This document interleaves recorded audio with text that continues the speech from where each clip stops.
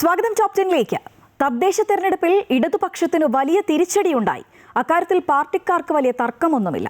തോൽവിയുടെ കാരണം ഗംഭീരമായി പഠിച്ച ശേഷം CPM ജില്ലാ കമ്മിറ്റികൾ അതൊക്കെ അക്കമിട്ട് നിരത്തിയിരുന്നു. എന്നാൽ അതിനെയൊക്കെ ഇന്ന് തള്ളുകയായിരുന്നു മുഖ്യമന്ത്രി. ശബരിമല സ്വർണ്ണക്കൊള്ള കേസ് തോൽവിക്ക് അങ്ങ് കാരണമായിട്ടില്ല എന്നാണ് കണക്കുകൾ നിരത്തി മുഖ്യമന്ത്രി പറയുന്നത്.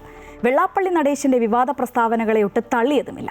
45 വർഷമായുള്ള ഭരണം നഷ്ടപ്പെട്ട തിരുവനന്തപുരം കോർപ്പറേഷനിൽ തോൽവിയുടെ കാരണം UDF BJP പരസ്പര സഹകരണമെന്നും ആരോപിക്കുന്നുണ്ട്. എന്നാലും ഒടുവിൽ പറയുന്നു, തെരഞ്ഞെടുപ്പ് തോൽവിയിൽ തിരുത്തൽ നടപടി ഉണ്ടാകും. ഇന്നത്തെ വാർത്തകൾ സമഗ്രമായി തന്നെ നോക്കാം. ആദ്യം 10 പ്രധാന വാർത്തകളിലേക്ക്.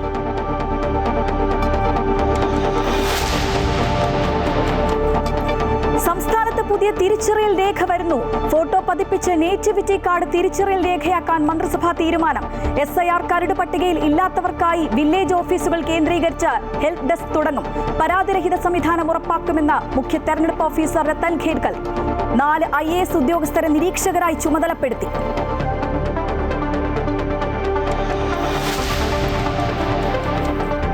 ബഹിരാകാശ വാണിജ്യ രംഗത്ത് പുതുചരിത്രം കുറിച്ച ISRO. 6.5 ടൺ ഭാരമുള്ള ബ്ലൂബേർഡ് 6 ഉപഗ്രഹം ഭ്രമണപഥത്തിലെത്തിച്ച LVM-3 M6. ഇന്ത്യൻ മണ്ണിൽ നിന്ന് വിക്ഷേപിച്ച ഏറ്റവും ഭാരം കൂടിയ ഉപഗ്രഹം. ശ്രീഹരിക്കോട്ടയിൽ നിന്ന് വിക്ഷേപിച്ചത് അമേരിക്കൻ കമ്പനിയുടെ വമ്പൻ വാർത്താവിനിമയ ഉപഗ്രഹം.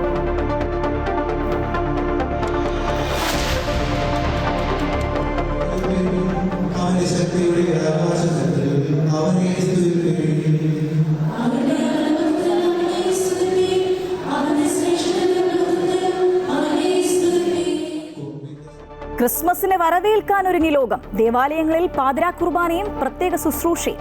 പ്രകാശം നമ്മിലേക്ക് വരുന്ന ആഘോഷമാണ് ക്രിസ്മസ് എന്ന മാർ ക്ലെമിസ് കാതോലിക്ക ബാവ. കരോൾ സംഘത്തിന് നേരെ നടന്ന ആക്രമണം ദൗർഭാഗ്യകരമെന്നും ബാവ. കഴിഞ്ഞ വർഷം കേക്കുമായി പോയവരാണ് അക്രമം അഴിച്ചുവിടുന്നതെന്ന് മുഖ്യമന്ത്രി.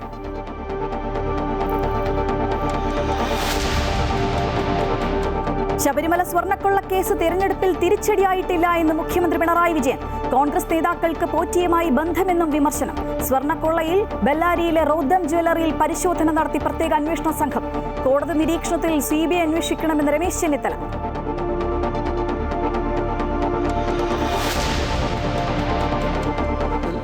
ധനകാര്യ ബന്ധങ്ങൾ എങ്ങനെയാകാൻ പാടില്ല എന്നതിൻ്റെ പ്രത്യക്ഷ ഉദാഹരണങ്ങളാണ് കേന്ദ്ര സർക്കാരിൻ്റെ ഓരോ നീക്കവും. കേന്ദ്രത്തിനെതിരെ വീണ്ടും വിമർശനവുമായി മുഖ്യമന്ത്രി. സംസ്ഥാനം സാമ്പത്തിക ഉപരോധം നേരിടുന്നുവെന്നും അർഹമായ കേന്ദ്രവിഹിതം നിഷേധിക്കുന്നുവെന്നും ആക്ഷേപം. സംസ്ഥാനത്തിന്റെ കടമെടുപ്പ് പരിധി വെട്ടിക്കുറച്ച കേന്ദ്ര സർക്കാർ നടപടി ജനങ്ങളോടുള്ള വെല്ലുവിളിയെന്ന് ധനമന്ത്രി KN ബാലഗോപാൽ.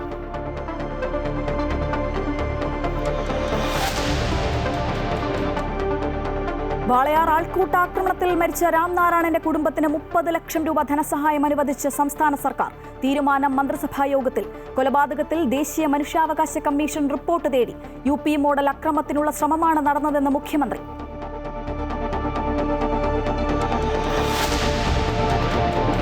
കൊച്ചി മേയർ സ്ഥാനത്തെ ചൊല്ലി കോൺഗ്രസിൽ തർക്കം തുടരുന്നു. KPCC സർക്കുലർ പാലിക്കാതെയാണ് മേയറെ നിശ്ചയിച്ചതെന്ന ദീപ്തി മേരി വർഗീസ്. പിന്തുണച്ച അജയ് തറയിലും മാത്യു കുഴൽനാടനും. നിർദ്ദേശം പാലിച്ചുവെന്ന് DCC president Muhammad Shiyas.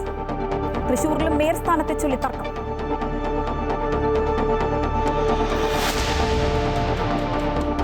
Indian വനിതാ ക്രിക്കറ്റ് ടീം തലസ്ഥാനത്ത്. ശ്രീലങ്കയ്ക്കെതിരായ 3ാം T20 മറ്റന്നാൾ കാര്യവട്ടം ഗ്രീൻഫീൽഡ് സ്റ്റേഡിയത്തിൽ. വിജയ് ഹസാര ട്രോഫിയിൽ കോഹ്ലിക്കും രോഹിത്തിനും സെഞ്ചുറി. റെക്കോർഡ് പ്രകടനവുമായി Bihar.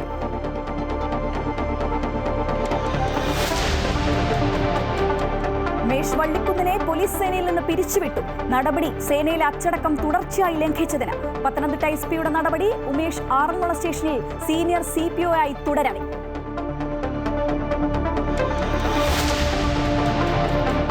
Story of the day. പ്രത്യാശയുടെ പ്രതീകമായി പുത്തുമലയിൽ ഒരു പുൽക്കൂട്.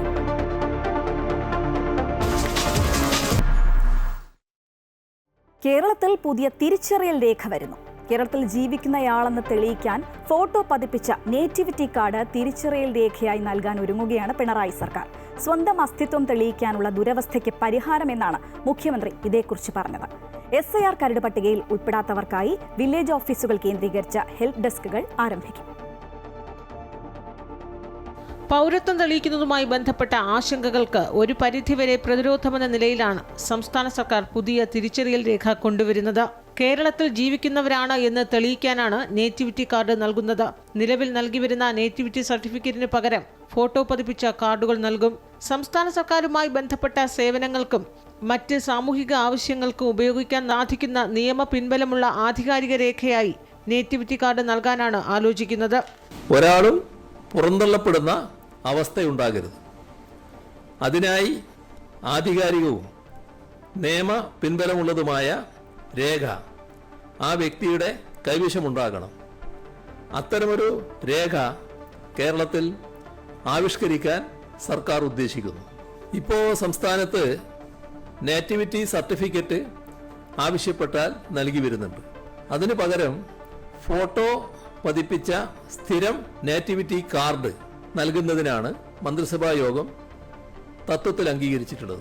അതേസമയം SIRലെ ആശങ്ക പരിഹരിക്കാൻ ഉദ്യോഗസ്ഥരെ നിയമിക്കുമെന്നും മുഖ്യമന്ത്രി അറിയിച്ചു. കരട് വോട്ടർ പട്ടികയിൽ ഉൾപ്പെടാത്തവർക്കായി രേഖകൾ ഉൾപ്പെടെ കണ്ടെത്തി പേര് ചേർക്കാൻ വില്ലേജ് ഓഫീസുകൾ കേന്ദ്രീകരിച്ച് ഹെൽപ്പ് ഡെസ്കുകൾ തുടങ്ങാനും മന്ത്രിസഭായോഗം തീരുമാനിച്ചു. അമൃത ന്യൂസ്, തിരുവനന്തപുരം. നിരീക്ഷകരിലൂടെ തീവ്ര വോട്ടർ പട്ടിക പരിഷ്കരണത്തിലെ പരാതികളും ആശങ്കകളും പരിഹരിക്കപ്പെടുമോ? സാധിക്കുമെന്ന പ്രതീക്ഷയിലാണ് മുഖ്യ തെരഞ്ഞെടുപ്പ് officer doctor Rathan U Kelkar. ഇതിനായി 14 ജില്ലകൾക്കുമായി 4 ഇലക്ട്രൽ റോൾ ഒബ്സർവർമാരെയാണ് നിയോഗിച്ചിരിക്കുന്നത്. കോഴിക്കോട്, വയനാട്, കണ്ണൂർ, കാസർഗോഡ് ജില്ലകളുടെ ചുമതല MG രാജമാണിക്യം IAS-നാണ്. തൃശൂർ, പാലക്കാട്, മലപ്പുറം ജില്ലകളുടെ ചുമതല KA ബിജു IAS-ന്. കോട്ടയം, ഇടുക്കി, എറണാകുളം ജില്ലകൾ ടിങ്കു ബിസ്വാൾ IAS-നും. തിരുവനന്തപുരം, കൊല്ലം, പത്തനംതിട്ട, ആലപ്പുഴ ജില്ലകളുടെ ചുമതല ഡോക്ടർ K വാസുകി IAS-നുമാണ്. പരാതിരഹിതമായി അർഹതയുള്ള ഒരു വോട്ടർ പോലും ഒഴിവാക്കപ്പെടാതെ ന്യൂനതകളെല്ലാം പരിഹരിക്കുകയാണ് ലക്ഷ്യം. അതിനായി എല്ലാ നടപടികളും സ്വീകരിച്ചു വരികയാണ് എന്നും രത്തൻ യു ഖേൽക്കർ അറിയിച്ചു.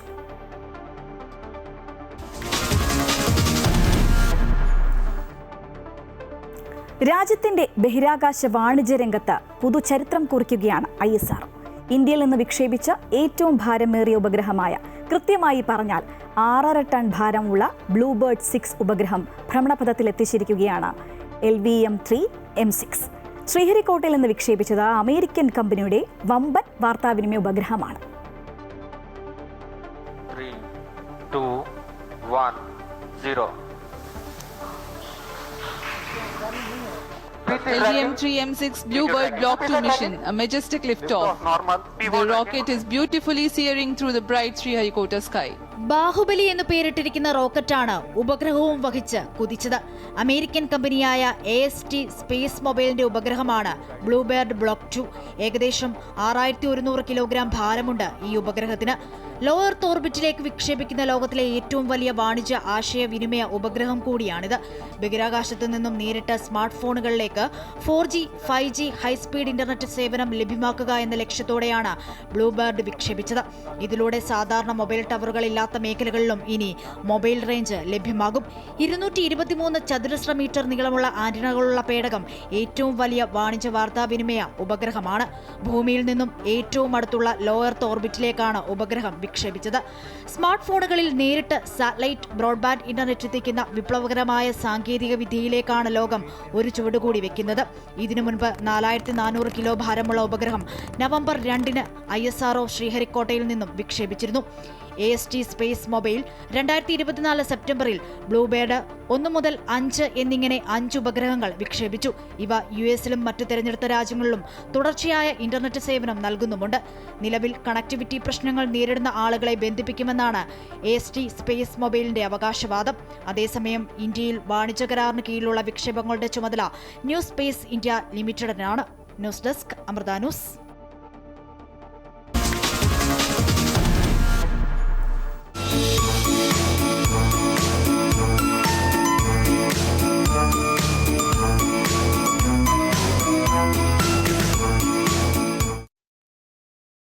പ്രത്യാശയുടെ സന്ദേശവുമായി ലോകമെമ്പാടുമുള്ള ക്രൈസ്തവ വിശ്വാസികൾ ക്രിസ്മസ് ആഘോഷത്തിലാണ്.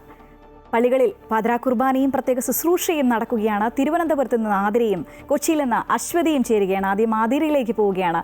ആതിര, തിരുപ്പിറവി ആഘോഷമാക്കാൻ ദേവാലയങ്ങൾ ഒരുങ്ങിക്കഴിഞ്ഞു. എങ്ങനെയാണ് തിരുവനന്തപുരത്തു നിന്നുള്ള വിശേഷങ്ങൾ?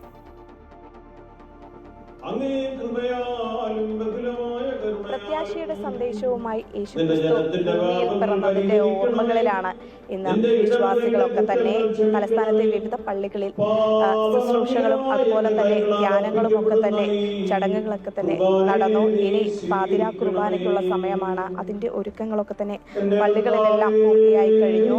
പാളയത്തും അതുപോലെ തന്നെ പാളയം സെന്റ് ജോസഫ് കത്തീഡ്രലിൽ ലത്തീൻ അതിരൂപത ആർച്ച് ബിഷപ്പ് തോമസ് ജെ നെറ്റോയാണ് പാതിരാ കുർബാനയ്ക്ക് കാർമ്മികത്വം വഹിക്കുന്നത്.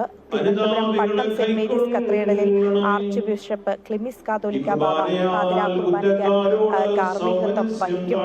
കരുതലിന്റെയും അതുപോലെ തന്നെ അതിജീവനത്തിന്റെയും ഒക്കെ സന്ദേശം പകർന്നുകൊണ്ട് ലോകമെമ്പാടുമുള്ള വിശ്വാസികൾ ക്രിസ്മസ് ആഘോഷിക്കാനുള്ള തയ്യാറെടുപ്പിലാണ്. ഏതായാലും പള്ളികളിലൊക്കെ തന്നെ ഇനി പാതിരാ കുർബാനയ്ക്കുള്ള സമയമാണ്. ആ പാതിരാ കുർബാന ഏകദേശം 11 മണിയോടുകൂടി ആരംഭിക്കും. വിശ്വാസികളൊക്കെ തന്നെ പള്ളികളിലൊക്കെ എത്തിക്കഴിഞ്ഞു. പല പള്ളികളിലും പുലർച്ചെ വരെ ഈ ചടങ്ങുകളും ശുശ്രൂഷകളും കുർബാനകളും ഒക്കെ തന്നെ സംഘടിപ്പിച്ചിട്ടുണ്ട്. ഏതായാലും നാളെ ആ ഒരു ക്രിസ്മസ് ദിനമാണ്. വിവിധ തലസ്ഥാനത്തിന്റെ വിവിധ സ്ഥലങ്ങളിലാണ് ആഘോഷ പരിപാടികളൊക്കെ സംഘടിപ്പിച്ചിട്ടുള്ളത്. ശരി അതിര, ഇനി കൊച്ചിയിലേക്ക് നമ്മൾ പോവുകയാണ്. കൊച്ചിയിൽ നിന്ന് വിവരങ്ങളുമായി ചേരുന്നത് അശ്വതിയാണ്. അശ്വതി, കൊച്ചിയിൽ എങ്ങനെയാണ് പള്ളികളിൽ കുർബാനകളൊക്കെ എങ്ങനെ പുരോഗമിക്കുന്നു? കൊച്ചിയിലെ വിവിധ ക്രൈസ്തവ ദേവാലയങ്ങളിൽ 11:30 കൂടിയായിരിക്കും ക്രിസ്മസ് ശുശ്രൂഷകളൊക്കെ ആരംഭിക്കുക. യാക്കോബായ സഭയുടെ പരിപാടികളെല്ലാം തന്നെ 6 മണിയോടുകൂടി ആരംഭിച്ചിരുന്നു. സീറോ മലബാർ സഭയുടെയും അതുപോലെ തന്നെ വരാപ്പുഴ അതിരൂപതയുടെയും കീഴിലുള്ള പള്ളികളിൽ 11:30ക്കാണ് ക്രിസ്മസ് ശുശ്രൂഷകൾ ആരംഭിക്കുക. ഇപ്പോൾ ഇവിടെ ഇടപ്പള്ളി പള്ളിയിലാണ്. ഇവിടേക്കും വിശ്വാസികൾ എല്ലാവരും എത്തിക്കൊണ്ടിരിക്കുകയാണ്. ഇപ്പോൾ നമ്മളോടൊപ്പം ഇവിടെ ഒരു കുടുംബമുണ്ടെന്ന്. പേര് പറയും. ശ്രീകല. പേര് ശ്രീലക്ഷ്മി. ഹരിപ്രിയ. മിനു. മഞ്ജു. എന്താണ് ക്രിസ്മസ് ആയിട്ട് ഇറങ്ങിയതാണ്? ഇതൊക്കെ കാണാൻ വേണ്ടി ഇറങ്ങി? അതെ, കാണാൻ വേണ്ടി ഇറങ്ങിയതാണ്. ഇവർ കോഴിക്കോട് നിന്ന് വരികയാണ്. അപ്പോൾ കൊച്ചിയിൽ ഇപ്രാവശ്യം ക്രിസ്മസ് സെലിബ്രേറ്റ് ചെയ്യാമെന്ന് ഇവർ വിചാരിച്ചു. ഞാനിവിടെ കൊച്ചിയിലാണ്. എങ്ങനെയുണ്ട് എന്നിട്ട് കൊച്ചിയിൽ? അടിപൊളിയാണ്. എന്തൊക്കെ കണ്ടു ഇവിടെ വന്നിട്ട്? ഇവിടേക്കാണ് വന്നത്. ഇന്ന് വന്നിട്ടേ ഉള്ളൂ. എങ്ങനെയാണ് കോഴിക്കോടത്തെ ക്രിസ്മസ്? നമ്മൾ ഇന്നലെ വന്നതാ. അപ്പോൾ പിന്നെ അവിടുത്തെ ക്രിസ്മസ് അല്ല, ഇവിടെയാണ് ഇപ്പോൾ സെലിബ്രേറ്റ് ചെയ്യുന്നത്. ഇവിടെയാണ് കുറച്ചുകൂടെ അടിപൊളി. അതേ തോന്നുന്നു. അതെ, ഇവിടെ ഫേമസ് ആണ്, അപ്പം അങ്ങനെ വന്നതാ. ഇവിടെ ഫേമസ് ആന്ന് പറഞ്ഞു, അപ്പം അങ്ങനെ വന്നതാന്ന്. അതെ അതെ, ചേച്ചി പറഞ്ഞ കറക്റ്റാന്ന് തോന്നി. കറക്റ്റാന്ന് തോന്നി. പിന്നെ ക്രിസ്മസിന് എന്തൊക്കെയാ പരിപാടികൾ? പ്രത്യേകിച്ച് പരിപാടികളൊന്നുമില്ല. ഇവിടെ വരിക, എൻജോയ് ചെയ്യുക, പോവാ. ഒരു ക്രിസ്മസ് പാട്ടൊക്കെ പാടാവോ? കണ്ണും കണ്ണും കാത്തിരുന്നു വിണ്ണിലൊരു പൈതലിനായി, കാതോട് കാതോടും കേട്ടിരുന്നു ദൈവപുത്രൻ ജനിച്ചിടുവാൻ. Thank you so much. എന്തായാലും താങ്ക് യു സോ മച്ച്. ഇങ്ങനെ നിരവധി ആളുകൾ ഇവിടേക്ക് എത്തുകയാണ്. അതാ കൊച്ചിയിലെ ക്രിസ്മസും ന്യൂ ഇയറൊക്കെ അടിപൊളിയാണെന്നാണ് എല്ലാവരും പറയുന്നത്. അത് തന്നെയാണ് നമുക്കിവിടെ കാണാനും സാധിക്കുന്നത്. കൊച്ചിയിൽ നിന്നും ക്യാമറമാൻ ജിത്തുവിനൊപ്പം AT അശ്വതി, അമൃത ന്യൂസ്, കൊച്ചി. തീർച്ചയായും വലിയ ആഘോഷത്തിൽ തന്നെയാണ് വിശ്വാസികൾ. പള്ളികളിൽ പാതിരാ കുർബാനയും പ്രത്യേക ശുശ്രൂഷയും ഒക്കെ നടക്കുകയാണ്. തിരുവനന്തപുരത്ത് നിന്ന് വിവരങ്ങൾ പങ്കുവയ്ക്കുകയായിരുന്നു ആതിര. കൊച്ചിയിൽ നിന്ന് വിവരങ്ങൾ നൽകുകയായിരുന്നു അശ്വതി. ക്രിസ്മസ് സമാധാനത്തിൻ്റെ സന്ദേശമാണ് നൽകുന്നത് എന്ന് മാർപ്പാപ്പ. വത്തിക്കാനിൽ പ്രത്യേക പ്രാർത്ഥനകൾ നടക്കുകയാണ്. ക്രിസ്മസ് നാളിലെങ്കിലും ലോകത്തെ യുദ്ധഭൂമികൾ നിശബ്ദമാകണമെന്നും കുറഞ്ഞത് 24 മണിക്കൂർ നേരത്തേക്ക് ആഗോളതലത്തിൽ പൂർണ്ണ സമാധാനം പാലിക്കണമെന്നും ലിയോ മാർപ്പാപ്പ നേരത്തെ ആഹ്വാനം ചെയ്തിരുന്നു. ലോകസമസ്ത സുഖിനോ ഭവന്തു എന്ന ഋഷിവര്യന്മാരുടെ ആശയം തന്നെയാണ് ക്രിസ്തുദേവന്റെ പിറന്നാൾ നൽകുന്ന സന്ദേശമെന്ന് കർദിനാൾ മാർ ബെസേലിയോസ് ക്ലിമിസ് കാതോലിക്ക ബാവ. യേശുക്രിസ്തുവിൻ്റെ വരവും ജീവിതവും എല്ലാവരുടെയും സന്തോഷം പൂർണ്ണമാകാൻ വേണ്ടിയായിരുന്നു. മനുഷ്യനുണ്ടാക്കിയ എല്ലാ വിഭാഗീയ ചിന്തകൾക്കും അതീതമായി ദൈവത്തോട് ചേർന്ന് നിന്ന് ക്രിസ്മസ് ആഘോഷിക്കാൻ നമുക്ക് കഴിയണമെന്നും ബെസേലിയോസ് ക്ലിമിസ് കാതോലിക്ക ബാവ അമൃത TVയോട് പറഞ്ഞു. യേശുക്രിസ്തുവിൻ്റെ ജനനപ്പെരുന്നാളിൻ്റെ വലിയ സന്തോഷത്തിലേക്ക് നാം ഈ ഒരുക്ക ദിനങ്ങളിൽ പ്രവേശിച്ച് ക്രിസ്മസ് ആഘോഷിക്കുമ്പോൾ മനുഷ്യനുണ്ടാക്കിയ എല്ലാ വിഭാഗീയ ചിന്തകൾക്കും അതീതമായി ദൈവസമക്ഷം ഉയർന്നു നിന്ന് നമുക്ക് ഈ ക്രിസ്മസ് ആഘോഷിക്കാം. കൂടുതൽ സ്നേഹിക്കാൻ പഠിക്കാം. ഒരുമിച്ച് ജീവിക്കുവാൻ നമുക്ക് സാധിക്കുമെന്ന് ലോകത്തോട് പറയാം. നാം ഒരുമിച്ച് ജീവിച്ചത് വഴി ഉണ്ടായ നേട്ടങ്ങളെക്കുറിച്ച് ഒരു സംസ്കാരമായി മറ്റുള്ളവർക്ക് പങ്കുവയ്ക്കാം. ഭാരതം ലോകത്തിന് കൊടുത്ത ഏറ്റവും വലിയ സമ്മാനം ഈ ആത്മസന്തോഷമാണ്. അതുകൊണ്ടാണ് ദാരിദ്ര്യമൊക്കെ ഉണ്ടായിരുന്ന ഒരു കാലത്ത് അതിനെ അതിജീവിച്ച് ലോകത്തോട് മുഴുവനായി നമ്മുടെ ഋഷിവര്യന്മാർ പറഞ്ഞത് ലോകത്തിലുള്ള എല്ലാ മനുഷ്യർക്കും സന്തോഷം ഉണ്ടാകട്ടെ എന്ന്. അത് പറയുന്നത് മനസ്സിൻ്റെ വലിപ്പമാണ്. ആ വലിപ്പത്തിൽ ക്രിസ്മസ് നമ്മെ എത്തിക്കട്ടെ എന്ന് ഞാൻ ആശംസിക്കുന്നു, പ്രാർത്ഥിക്കുന്നു. ശ്രേഷ്ഠ കാതോലിക്കായും മലങ്കര മെത്രാപ്പോലിത്തായുമായ ആബൂൻ മോർ ബെസേലിയോസ് ജോസഫ് ബാബായുടെ ക്രിസ്മസ് സന്ദേശം.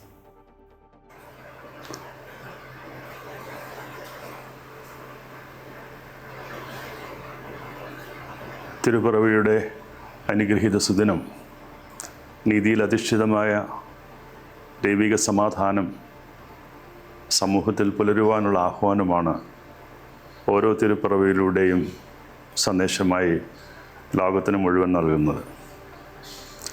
സമാധാനം, സന്തോഷം, ഇത് രണ്ടുമാണ് ഈ പെരുന്നാളിൽ മുഖ്യമായി പ്രഘോഷിക്കപ്പെടുന്നത്. പിന്നെ സമാധാനവും സന്തോഷവും ലോകത്തിൻ്റെ ചുറ്റുപാടിലേക്ക് നോക്കുമ്പോൾ അനേകർക്കും വളരെ വിദൂരതയിൽ തന്നെയാണ്. അതുകൊണ്ട് തന്നെ ക്രിസ്മസ് പ്രഘോഷിക്കുന്ന തിരുപ്പിറവി നൽകുന്ന സന്ദേശം സുമനസ്സുകളിലൂടെ എല്ലാവരിലേക്കും പകർന്നു നൽകുവാൻ ഈ അനുഗ്രഹീത പെരുന്നാൾ ദിനം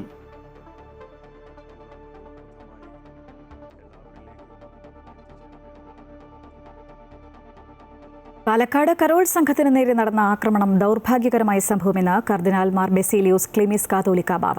ഒരിക്കലും സംഭവിക്കാൻ പാടില്ലാത്തതാണ് സംഭവിച്ചതെന്നും ആശങ്കകൾ അറിയിക്കേണ്ട കേന്ദ്രങ്ങളിൽ കൃത്യമായി അറിയിച്ചിട്ടുണ്ട് എന്നും കാതോലിക്ക ബാവ പറഞ്ഞു.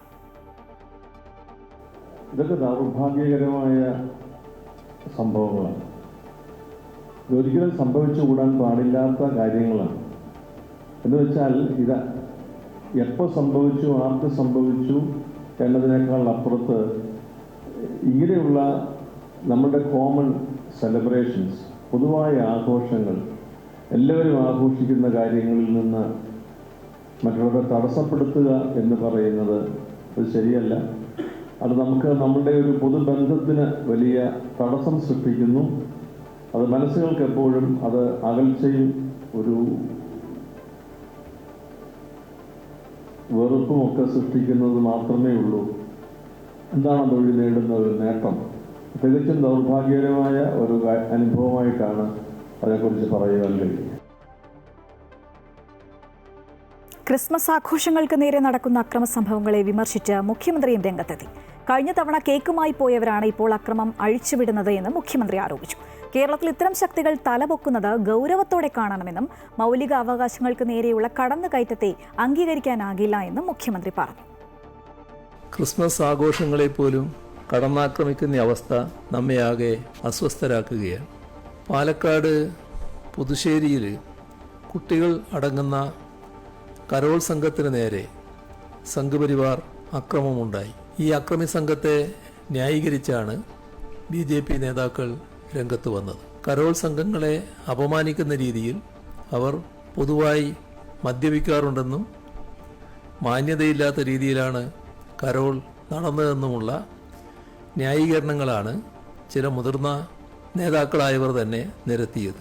കഴിഞ്ഞ വർഷം ഇതേ സമയത്ത് ക്രിസ്മസിന് കേക്കും കൊണ്ട് ക്രൈസ്തവ ഭവനങ്ങളിലും ആരാധനാലയങ്ങളിലും സന്ദർശനം നടത്തിയവരാണ് ഇപ്പോൾ ക്രിസ്മസ് കരോൾ സംഘത്തെ ആക്രമിക്കാൻ തയ്യാറാകുന്നത്. ക്രിസ്മസ് ആഘോഷങ്ങളെ രാജ്യത്ത് വർഗീയ ധ്രുവീകരണത്തിന് ഉപയോഗിക്കുന്നുവെന്ന് CPM സംസ്ഥാന സെക്രട്ടറി MV ഗോവിന്ദൻ. ഇത്തരം നീക്കങ്ങളെ കേരളത്തിൽ തടയുന്നതിന് മതനിരപേക്ഷ ആഘോഷങ്ങളിൽ പങ്കുചേരുക എന്നതാണ് പാർട്ടിയുടെ നിലപാടെന്നും MV ഗോവിന്ദൻ കൊല്ലത്ത് പറഞ്ഞു. CPM കൊല്ലം ജില്ലാ കമ്മിറ്റിയുടെ ക്രിസ്മസ് ആഘോഷങ്ങൾ പാർട്ടി ആസ്ഥാനത്ത് കേക്ക് മുറിച്ച് തുടക്കം കുറിച്ചുകൊണ്ടായിരുന്നു CPM സംസ്ഥാന സെക്രട്ടറിയുടെ പ്രതികരണം. വർഗീയ കണ്ണുകൊണ്ട് നോക്കി കടന്നാക്രമണം നടത്തുന്ന സ്ഥിതിയാണ് ഇന്ത്യയുടെ പല ഭാഗത്തുമുള്ളത്. അതിൻ്റെ ചില പ്രതികരണങ്ങൾ കേരളത്തിൽ കൂടി ഉണ്ടാകുന്നു എന്നുള്ളത് നമ്മൾ കണ്ടതാണ്. ഇങ്ങനെയെല്ലാമുള്ള പശ്ചാത്തലത്തിൽ കേരളത്തിലെ ജനങ്ങളാകെ മതനിരപേക്ഷ ഉള്ളടക്കത്തോടുകൂടി നടത്തുന്ന ഇത്തരം ആഘോഷ പരിപാടികളിൽ പങ്കുചേരുക എന്നുള്ളത് ജനങ്ങളുടെ ഒരു പ്രധാനപ്പെട്ട ചുമതലയായിട്ട് വന്നിരുന്നു എന്നുള്ളതാണ് നമ്മുടെ മുമ്പിലുള്ള സ്ഥിതി. അതുകൊണ്ടാണ് ഞങ്ങൾ ഇങ്ങനെയൊരു പരിപാടി ഇവിടെ സംഘടിപ്പിക്കുന്നത്. പ്രതീകാത്മകമായിട്ട് തന്നെയാണ്. കൊച്ചി കടവന്ത്രയിൽ 3000-ഓളം പാപ്പാഞ്ഞിമാരും 300-ഓളം കുഞ്ഞുമാലാഖമാരും അണിനിരുന്ന ക്രിസ്മസ് റാലി നഗരത്തിന് വർണ്ണക്കാഴ്ചയായി. കടവന്ത്ര മേഖലയിലെ എക്യുമെനിക്കൽ കൂട്ടായ്മകളുടെ ആഭിമുഖ്യത്തിൽ സംഘടിപ്പിച്ച പരിപാടിയിൽ നാനാജാതി മതസ്ഥരും പങ്കാളികളായി. എളംകുളം ഫാത്തിമ മാതാ പള്ളിയിൽ നിന്ന് ആരംഭിച്ച റാലിയെ തുടർന്ന് ലിറ്റിൽ ഫ്ലവർ പള്ളിയിൽ സ്നേഹസംഗമവും നടന്നു.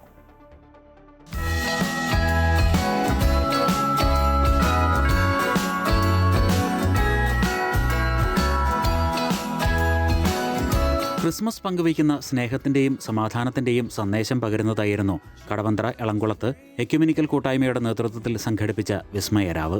ആയിരക്കണക്കിന് പാപ്പാഞ്ഞിമാർ എളംകുളം ഫാത്തിമ മാതാ പള്ളിയങ്കണത്തിൽ സംഗമിച്ചു. കുരുന്നുകൾ മുതൽ മുതിർന്നവർ വരെ പാപ്പാഞ്ഞി വേഷത്തിൽ അണിനിരന്നു. ഞങ്ങള് 3 വർഷമായി ഇപ്പോൾ ഇത് ഞങ്ങളുടെ തുടങ്ങിയിട്ട്. ക്രിസ്മസ് ഗാനത്തിന്റെ താളത്തിനൊപ്പം മാലാഖമാരും പാപ്പാഞ്ഞിമാരും വൈദികരും ചുവടുവച്ചു.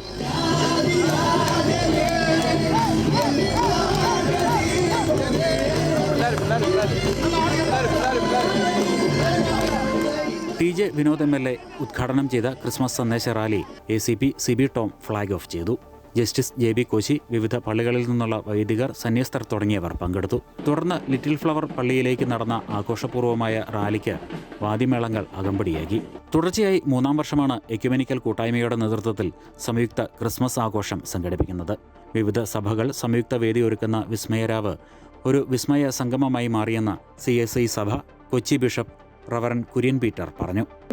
എല്ലാവർക്കും ഉണ്ടാവാനുള്ള മഹാസന്തോഷമായി ഈ സംഗമം തീരട്ടെ. ഈ വർഷത്തെ ക്രിസ്മസ് ആഘോഷങ്ങൾ സമാധാനത്തിൻ്റെയും ഐക്യമത്യത്തിൻ്റെയും സാഹോദര്യത്തിൻ്റെയും വിനയപ്പെടാനൊക്കെയുള്ള ഒരു അവസരമായി ക്രിസ്മസിനെ നമുക്ക് സ്വീകരിക്കാം. വിവിധ പള്ളികളിൽ നിന്നുള്ള വിശ്വാസികൾ അവതരിപ്പിച്ച കലാപരിപാടികളോടെയാണ് വിസ്മയരാവിന് സമാപനമായത്. അമൃത ന്യൂസ്, കൊച്ചി. മതേതരത്വത്തിന്റെ മധുരം പകർന്ന ഇടുക്കി രാജാക്കാട് ക്രിസ്മസ് കരോൾ. രാജാക്കാട് ക്രിസ്തുരാജ പള്ളിയുടെയും മതസൗഹാർദ്ദ കൂട്ടായ്മകളുടെയും നേതൃത്വത്തിലാണ് ഒരു നാടൊന്നാകെ ചേർന്ന് ടൗൺ കരോൾ ആഘോഷമാക്കിയത്. ടൗണിലെത്തിയ മുഴുവൻ ആളുകൾക്കും കൂട്ടായ്മയുടെ നേതൃത്വത്തിൽ കേക്ക് വിതരണവും നടത്തി. സാഹോദര്യത്തിന്റെയും സ്നേഹത്തിന്റെയും സന്ദേശം പകർന്നു നൽകുന്ന ക്രിസ്മസ് കാർഷിക കുടിയേറ്റ ഗ്രാമമായ രാജാക്കാട് ജാതിമത വ്യത്യാസമില്ലാതെ ആഘോഷമാക്കി. ഇത്തവണ നിരവധി പാപ്പാമാരും കുട്ടികളും സ്ത്രീകളും അടങ്ങുന്ന കരോൾ സംഘം രാജാക്കാട് ക്രിസ്തുരാജ ഫൊറോന പള്ളിയിൽ നിന്നുമാണ് പുറപ്പെട്ടത്.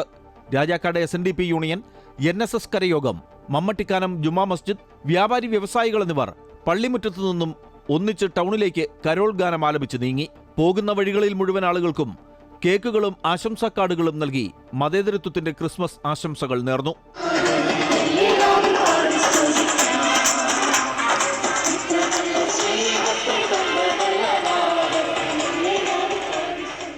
മനുഷ്യനായിട്ട് ജനിച്ചിട്ടുള്ള മുഴുവൻ ആളുകൾക്കും നന്മ വരാൻ വേണ്ടി ഭൂമിയിൽ അവതാരമെടുത്ത ദൈവപുത്രനാണ് ക്രിസ്തുദേവൻ.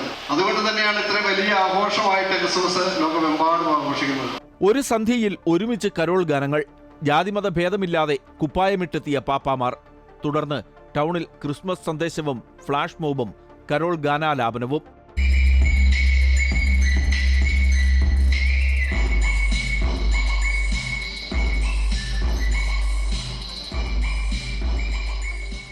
പള്ളി വികാരി ഫാദർ മാത്യു കരോട്ട് കൊച്ചറയ്ക്കൽ, മതസൗഹാർദ്ദ കൂട്ടായ്മ കോർഡിനേറ്റർ VS ബിജു എന്നിവർ നേതൃത്വം നൽകി.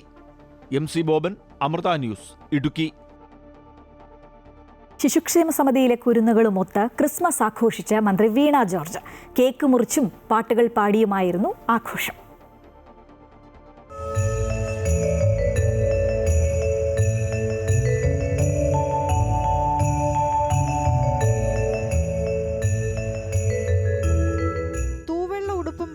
പാപ്പ തൊപ്പിമണിഞ്ഞ മന്ത്രി വീണ ജോർജിനൊപ്പമായിരുന്നു ശിശുക്ഷേമ സമിതിയിലെ കുരുന്നുകൾ ക്രിസ്മസ് ആഘോഷം കളറാക്കിയത്.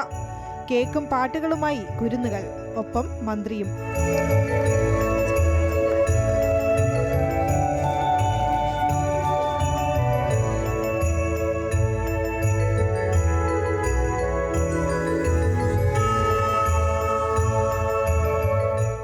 എല്ലാ ആഘോഷങ്ങളും കുട്ടികളുടേത് കൂടിയാണ്. അതുകൊണ്ട് തന്നെയാണ് എല്ലാ ആഘോഷങ്ങളും ഏറ്റവും ഭംഗിയായും കുട്ടികൾ ഇഷ്ടപ്പെടുന്ന രൂപത്തിലും നടത്തുന്നത്.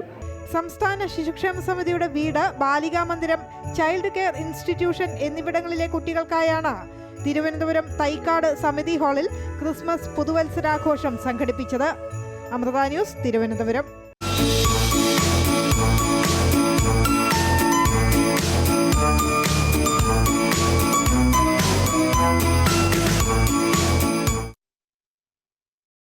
ലോകമെമ്പാടുമുള്ള ക്രൈസ്തവ വിശ്വാസികൾ ക്രിസ്മസ് ആഘോഷത്തിലാണ്. മലബാറിലെ ക്രിസ്മസ് വിശേഷങ്ങളുമായി എസ് വിനേഷ് കുമാർ ചേരുകയാണ്. വിനേഷ്, മലബാറിലെ ആഘോഷങ്ങൾ എങ്ങനെയാണ്?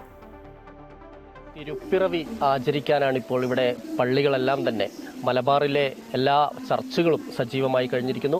ഞാനിപ്പോഴുള്ളത് കോഴിക്കോട് ദേവഗിരി സെൻറ്റ് ജോസഫ് ചർച്ചിലാണ്. ഇവിടെ ഇപ്പോൾ അതിൻ്റെ ചടങ്ങുകൾ അല്പസമയത്തിനകം തന്നെ ആരംഭിക്കും. നമുക്ക് പള്ളിമേടയിലെ ദൃശ്യങ്ങളിലൊക്കെ പോയി കഴിഞ്ഞിട്ടുണ്ടെങ്കിൽ തന്നെ വിശ്വാസികൾ ഇവിടെ എത്തിക്കൊണ്ടിരിക്കുന്ന ഒരു കാഴ്ച നമുക്ക് കാണാൻ കഴിയും. അല്പസമയത്തിനകം തന്നെ ഇതിൻ്റെ ചടങ്ങുകൾ ഉണ്ടാവും. നമുക്കറിയാം, ബത്ലഹേമിലെ ഉണ്ണിയേശുവിൻ്റെ തിരുപ്പിറവി വളരെ ആർഭാടമായി തന്നെ അല്ലെങ്കിൽ ആഘോഷിക്കുന്ന ഒരു ചടങ്ങാണ് ഇവിടെ ഉണ്ടാവുക. എന്തായാലും അതിൻ്റെ ഒരു ഭാഗമായി തന്നെ പള്ളികളിലേക്ക് ആളുകൾ എത്തിക്കൊണ്ടിരിക്കുന്ന ഒരു ഇത് കാണാൻ കഴിയും. അതുപോലെ തന്നെ ഈ പള്ളിയുടെ പരിസരങ്ങളെല്ലാം തന്നെ വളരെ വർണ്ണാഭമാണ്.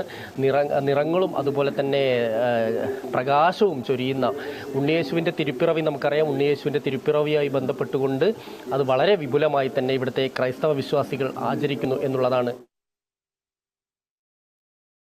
ശരി വിനേഷ്, എന്തായാലും ഈ പറഞ്ഞതുപോലെ മലബാർ മേഖലയിലും ക്രിസ്മസ് വിപുലമായി തന്നെ ആഘോഷിക്കുകയാണ്. വിവരങ്ങളുമായി ഇപ്പം ചേരുകയായിരുന്നു എസ് വിനേഷ് കുമാർ.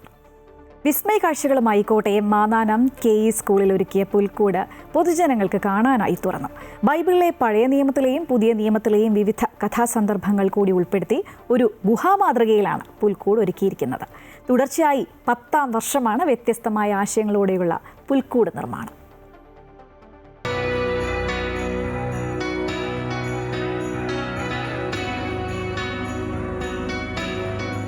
ബൈബിളിലെ ആദ്യ പുസ്തകങ്ങളായ ഉൽപ്പത്തി, പുറപ്പാട്, പുതിയ നിയമത്തിലെ മംഗളവാർത്ത, യേശുവിൻ്റെ ജനനം തുടങ്ങിയ സന്ദർഭങ്ങൾ എല്ലാം ഉൾക്കൊള്ളുന്നതാണ് മാന്നാനം കുര്യാക്കോസ് ഏലിയാസ് സ്കൂളിലെ പുൽക്കൂട്.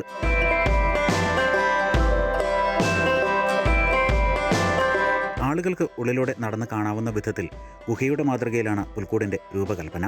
ഇടയ്ക്ക് ചെറുവാതായനങ്ങളിലൂടെ കാണാൻ കഴിയും വിധം ബൈബിളിലെ കഥാസന്ദർഭങ്ങളുടെ ദൃശ്യാവിഷ്കാരവും ഒരുക്കിയിരിക്കുന്നു.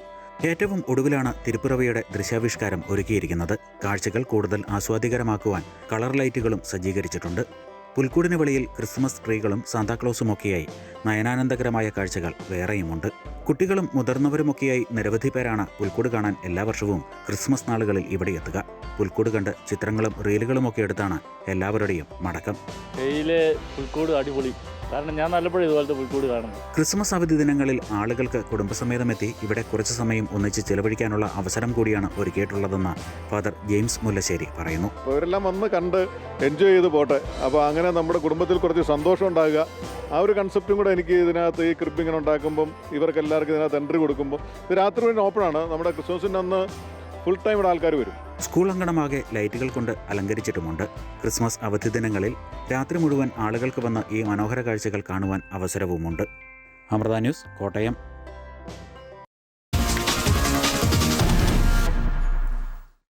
തദ്ദേശ തെരഞ്ഞെടുപ്പിൽ പാർട്ടി തോൽക്കാനുള്ള കാരണങ്ങൾ CPM ജില്ലാ കമ്മിറ്റികൾ അക്കമിട്ട് നിരത്തുന്നത് കണ്ടു. എന്നാൽ അതിനെയൊക്കെ വെട്ടിനിരത്തുകയായിരുന്നു ഇന്ന് മുഖ്യമന്ത്രി. ശബരിമല സ്വർണ്ണക്കൊള്ള കേസ് തോൽവിക്ക് അങ്ങ് കാരണമായില്ല എന്നാണ് കണക്കുകൾ നിരത്തി മുഖ്യമന്ത്രി പറഞ്ഞത്. വെള്ളാപ്പള്ളി നടേശന്റെ വിവാദ പ്രസ്താവനകളെ തള്ളിയതുമില്ല. തിരുവനന്തപുരം കോർപ്പറേഷനിൽ തങ്ങളുടെ തോൽവിയുടെ കാരണം UDF BJP പരസ്പര സഹകരണ മുന്നണിയാണെന്നും മുഖ്യമന്ത്രി ആരോപിക്കുന്നു. തദ്ദേശ തെരഞ്ഞെടുപ്പിനെ ബാധിച്ച പ്രധാന വിഷയങ്ങളിലൊന്നായി ശബരിമല സ്വർണ്ണക്കൊള്ളയെ CPM ജില്ലാ കമ്മിറ്റികൾ പോലും വിലയിരുത്തുമ്പോഴാണ് ഈ വിഷയം തള്ളി മുഖ്യമന്ത്രി രംഗത്തു വരുന്നത്. പന്തളം നഗരസഭയിലും കൊടുങ്ങല്ലൂരും ഉൾപ്പെടെ ശബരിമല വിഷയം ബാധിക്കാവുന്ന ഇടങ്ങളിൽ BJPക്കുണ്ടായ തോൽവി ഉയർത്തിയാണ് മുഖ്യമന്ത്രിയുടെ പ്രതിരോധം. ശബരിമലയുടെ പ്രത്യേക എന്തെങ്കിലും LDFനെതിരായ സ്വാധീനം ഉണ്ടായിരുന്നുവെങ്കിൽ ഈ പന്തളത്ത് BJPയുടെ നില ഗണ്യമായി കുതിച്ചുയരേണ്ടതായിരുന്നില്ലേ? അതുണ്ടായില്ലല്ലോ. അത് LDFന് തന്നെയാണല്ലോ അനുകൂലമായിട്ട് വന്നത്. LDF ആണല്ലോ അവിടെ BJPയെ പരാജയപ്പെടുത്തി അധികാരത്തിലിരിക്കുന്ന അവസ്ഥ ഇപ്പോൾ വന്നിട്ടുള്ളത്. വെള്ളാപ്പള്ളി നടേശന്റെ വിവാദ പ്രസ്താവനകളും ഔദ്യോഗിക വാഹനത്തിൽ ഒരുമിച്ചുള്ള യാത്രയും തെറ്റായ സന്ദേശം നൽകിയെന്നും ഒരു ഘട്ടത്തിൽ പോലും തിരുത്താൻ മുഖ്യമന്ത്രി തയ്യാറായില്ല എന്നതും വിമർശനമായി ഉയരുമ്പോഴാണ് വെള്ളാപ്പള്ളിയെ തള്ളാതെ മുഖ്യമന്ത്രി നിലകൊള്ളുന്നത്. വെള്ളാപ്പള്ളി എന്നത് നമ്മുടെ സംസ്ഥാനത്തെ ചില പ്രധാനപ്പെട്ട സാമുദായിക സംഘടനകളുടെ നേതാക്കളിൽ ഒരാളാണ്. ന്യൂനപക്ഷ വിരുദ്ധമല്ല ഞാൻ പറയുന്നത് എന്ന് അദ്ദേഹം തന്നെ വ്യക്തമാക്കുന്നുണ്ട്. ലീഗിനെതിരായിട്ടാണ് ഞാൻ പറഞ്ഞത്. എന്നെ എന്തിനാണ് ന്യൂനപക്ഷ വിരുദ്ധനാക്കുന്നതൊക്കെ അദ്ദേഹം തന്നെ ചോദിക്കുന്നുണ്ടല്ലോ. അതേസമയം തിരുവനന്തപുരം കോർപ്പറേഷനിലെ BJPയുടെ മുന്നേറ്റത്തിനും മുഖ്യമന്ത്രിക്ക് ന്യായീകരണമുണ്ട്.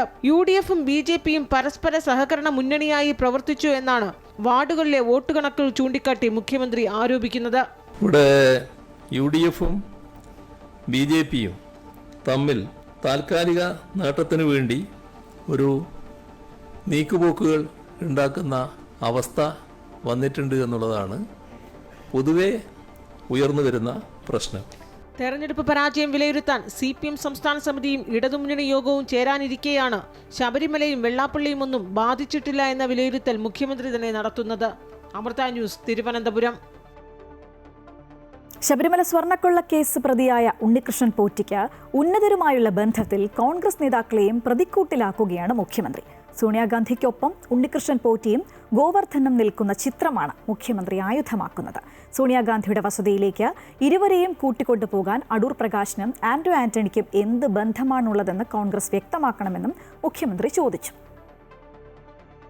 ഇപ്പോൾ സ്വർണ്ണക്കൊള്ള കേസിൽ അറസ്റ്റിലായ ഉണ്ണികൃഷ്ണൻ പോറ്റി, ഈ പോറ്റി സ്വർണം വിറ്റു എന്ന് ഇപ്പോൾ കണ്ടെത്തിയിട്ടുള്ള ഗോവർദ്ധൻ, ഇവർ രണ്ടാളും സോണിയാഗാന്ധിയുമായി ഒപ്പം നിൽക്കുന്ന ചിത്രമാണ് പുറത്തു വന്നിട്ടുള്ളത്.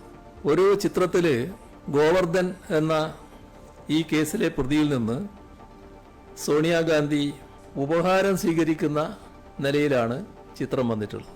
അതിൻ്റെ കൂട്ടത്തിൽ തന്നെ ശബരിമല ഉൾക്കൊള്ളുന്ന പത്തനംതിട്ട MP ആന്റോ ആന്റണി, അടൂർ പ്രകാശ്, അവർ സോണിയാഗാന്ധിയുടെ ഒപ്പമുണ്ട് എന്തായാലും.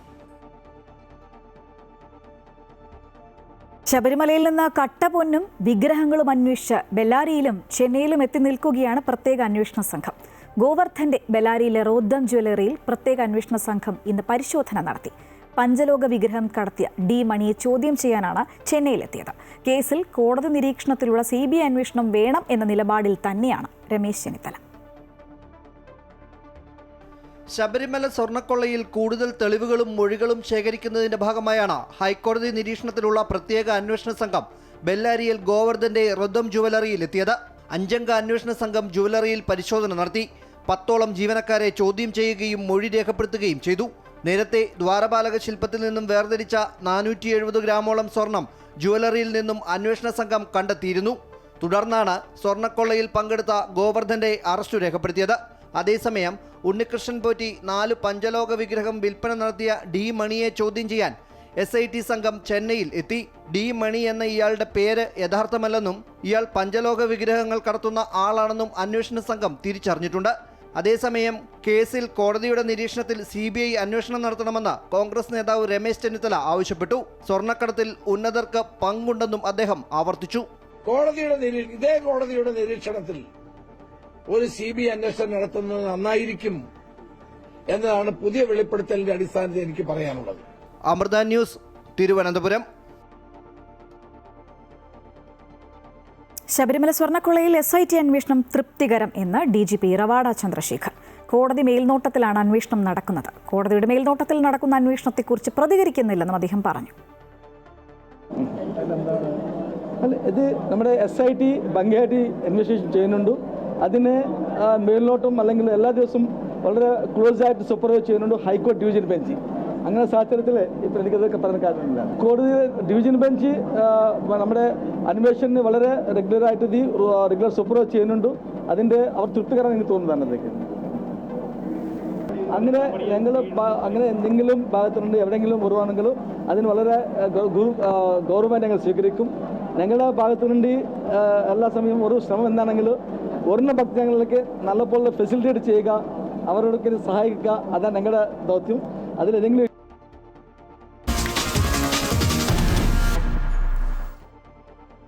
കേന്ദ്രത്തിനെതിരെ വീണ്ടും മാഞ്ഞടിച്ച് മുഖ്യമന്ത്രി. അക്കമിട്ട് നിരത്തിയായിരുന്നു ആരോപണങ്ങൾ. കേന്ദ്ര നയം പ്രതിസന്ധി സൃഷ്ടിക്കുന്നു, വരിഞ്ഞു മുറുക്കുന്നു, അർഹമായ കേന്ദ്രവിഹിതം നിഷേധിക്കുന്നു, കേരളം സാമ്പത്തിക ഉപരോധം നേരിടുന്നു. കേരളത്തിന്റെ നേട്ടങ്ങളാണ് സഹായം നിഷേധിക്കാനുള്ള കാരണമായി മുഖ്യമന്ത്രി ആരോപിക്കുന്നത്. പോരാട്ടം തുടരുമെന്നും പറയുന്നുണ്ട്. 15ാം ധനകാര്യ കമ്മീഷൻ ശുപാർശ ചെയ്ത രീതിശാസ്ത്രം പ്രകാരം കേരളത്തിൻ്റെ NBC നെറ്റ് ബോറോയിങ് സീലിംഗ് 44,126 കോടി രൂപയാണ്. കേന്ദ്രം അത് 39,876 കോടിയായി പരിമിതപ്പെടുത്തി. ഇതിനു പുറമെ 2023-24 സാമ്പത്തിക വർഷത്തിൽ അനുവദിച്ച 1,877 കോടി 58 ലക്ഷം രൂപയുടെ അധിക വായ്പ അന്തിമ GSDP കണക്കുകൾ വരുന്നതിന് മുൻപേ തന്നെ 2024-25 പരിധിയിൽ നിന്നും ക്രമീകരിച്ചു.